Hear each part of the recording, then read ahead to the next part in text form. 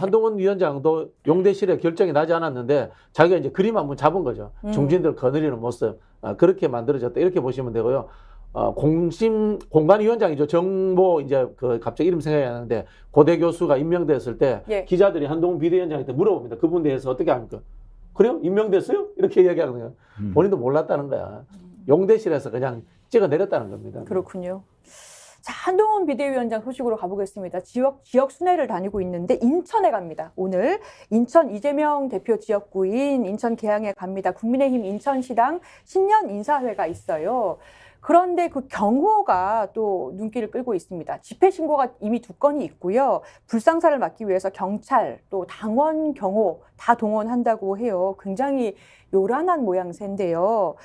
뭐 지난번에 광주 방문했을 때 뭐 340명 정도의 경찰이 투입돼서 그때 이런 뭐 사람 볼 수나 있나, 광주 시민들을 너무 위험하게 보는 거 아니야? 이런 얘기도 있었거든요. 뭐 이번에도 굉장히 떠들썩합니다. 저는 이 과잉 경호 문제와 그다음에 이 이재명 대표 테러에 대한 경찰의 행동들을 제가 해석을 해보니까 경찰 인사가 다가왔네. 경찰 정기 인사가 곧 있습니다. 그래요? 네네네. 이걸로 저는 딱 바로 해석이 되는 것 같아요. 뭔가 보여주는 거다? 예. 경찰 인사가 곧 있으니까 경찰들이 저는 알아서 기는 상황이 아닌가 뭐 그런 해석이 되고요. 이재명 대표 이 테러 관련해서 이 총리실에서 이제 대테러 상황실에서 문자를 좀 왜곡해서 보냈다. 이게 말이 많지 않습니까? 맞아요. 대테러 상황실에도 경찰들이 파견 나와 있습니다. 전반적으로 저는 그런 인사의 흐름과 연결되는 것이 아닌가 이런 생각이 들고요. 이 사회적 분위기를 저는 한동훈 비대위원장이 이렇게 잡아가면요. 분위기 자체가 굉장히 경찰들이 뭔가 통제하고 그리고 또 뭐 테러가 일어날 것 같고 사회적 분위기가 막 위험하고 이런 느낌을 만들어내지 않습니까? 이거 군사정권이 했던 공포 분위기 조성하고 비슷한 거예요. 이런 식으로 해서 저는 이 선거에서 국민들이 투표하러 나오는 것 자체가 불편하고 힘드는 상황을 만들려고 하는 것이 아닌가라는 의심도 해봅니다. 정말 설득력 있네요. 예. 이게 지금 다른 사건으로 다시 한번 이 설명을 보완하면 네. 이재명 대표 피습 사건이 있었던 그날 바로 물청소를 했었어요. 예. 현장을. 맞아요. 그 좀 이상했어요. 15분 만에 물청소. 약간 보존해야 되는 거 아닌가? 그러죠. 예.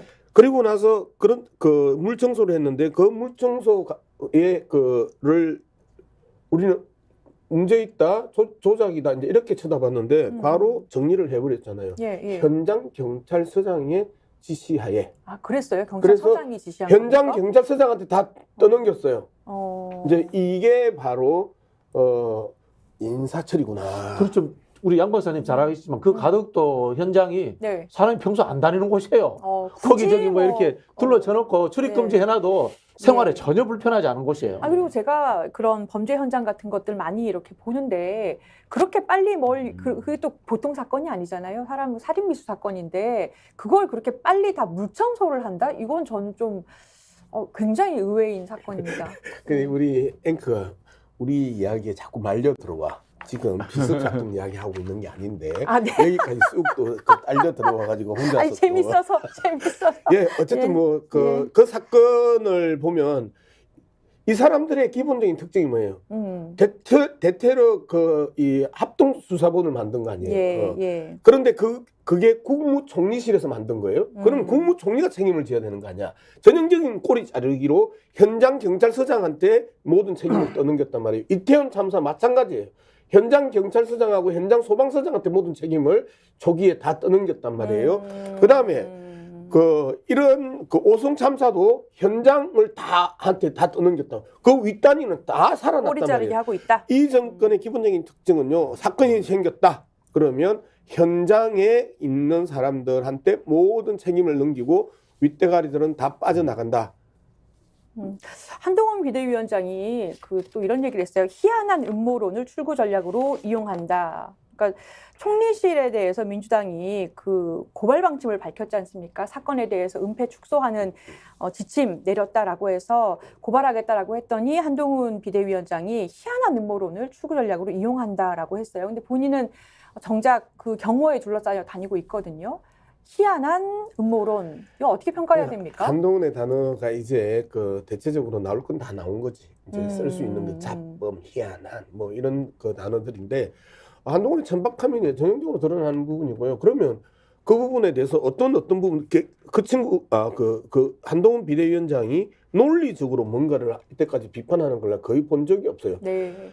자, A를 치면 B로 받고 B로 치면 C로 받고 C로 치면 A로 받고 하면서 계속해서 남 탓, 그다음에 전 정권, 그다음에 전혀 맥락이 다른 사건과 연계해서 빠져나가는 게 기본적인 패턴이에요.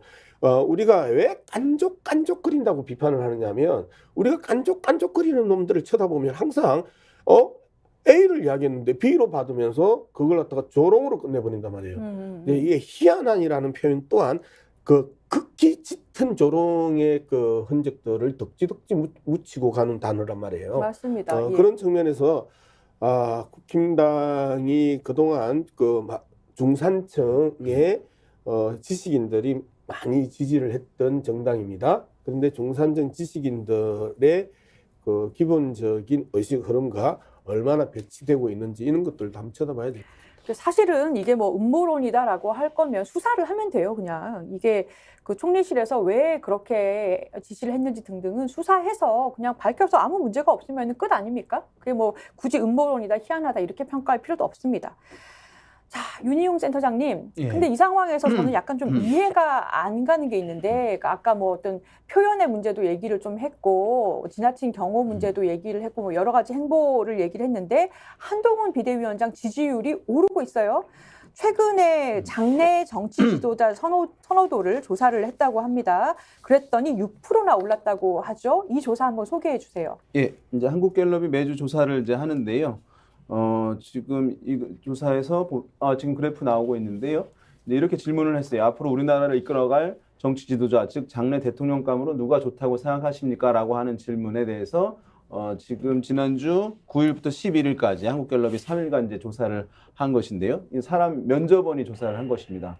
이것은 주관식으로 응답을 한 것을 집계를 한 것입니다. 되게 다른 조사에서들은 1번 누구, 2번 누구, 3번 누구를 쭉 불러준 다음에 몇 번을 선택하게 하는 것인데 예. 여기서 같은 경우는 그러니까 오픈 형식으로 말을 하게 이제 한 것입니다.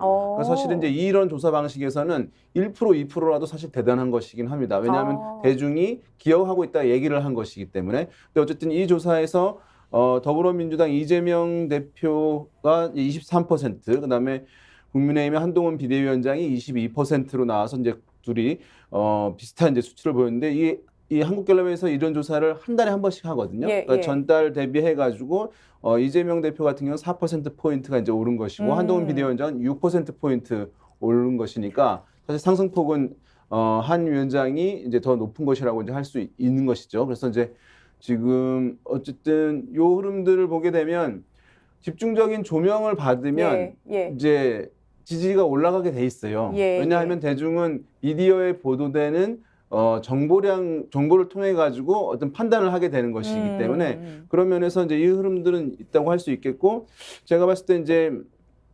국민의힘의 이번 총선 전략은 일정 부분 이제 보이는 부분이 있는 것이죠. 어떤 뭐냐하면 부분에서요? 예. 원래는 아마 이제 더불어민주당 입장에서는 이번 총선은 어쨌든 뭐 정권 심판 또는 정권 견제 이 프레임으로 선거를 이제 치르는 것으로 이제 간다라고 하는 것이 아마 있을 텐데 이것은 뭐 일반적으로 있는 것이죠. 대통령 임기 중반에 실시되는 선거에서는 당연히 이제 있는 것인데 그러면은 그 대상은 윤석열 정부, 이것도 구체적으로 하면 윤석열 대통령인 것이잖아요. 네, 그래서 이제 윤석열 대통령에 대한 평가, 선거, 심판 선거로 이제 가고자 하는 기조가 이제 있었던 것이고 그 흐름 강하긴 합니다, 여전히. 그런데 국민의힘 입장에서는 그렇게 했을 때는 사실 선거를 선방하기도 쉽지가 않은 거예요. 왜냐하면 정권 심판을 하겠다고 하는 주장이 있는데 그냥 국정 안정이고 방어를 하는 수세적인 입장이니까 사실 그걸로는 비기기도 어려워요, 통상. 그러니까 뭔가 새로운 흐름을, 새로운 프레임을 만들려고 이제 할 수밖에 없을 텐데 그런 차에 그러면은 윤석열 대통령 대신에 이제 한동훈 비대위원장을 내세워서 어쨌든 그러면은 뭐 현 정부의 실정에 대해서 직접적 책임이 있다고 볼 수는 없을 테니까라고 아마 생각을 할 테고 그러면 이것을 이재명 대 한동훈 이런 이제 대선처럼 미래 인물에 대한 평가로 가게 되면 단순히 이제 평가만 받는 수세적인 그런 입장에서 좀 더 대등하게 공세적으로 선거를 치를 수 있지 않겠냐라고 하는 그 기조가 전략 기조가 아마 국민의힘에게 있고 최근에 어쨌든 이 예. 한동훈 비대위원장이 윤석열 정부에 대한 얘기를 거의 하지 않는다는 이제 보도도 있었는데 그런 이유도 이제 그런 전략 하에서 지금 이루어지고 있는 것이다 이렇게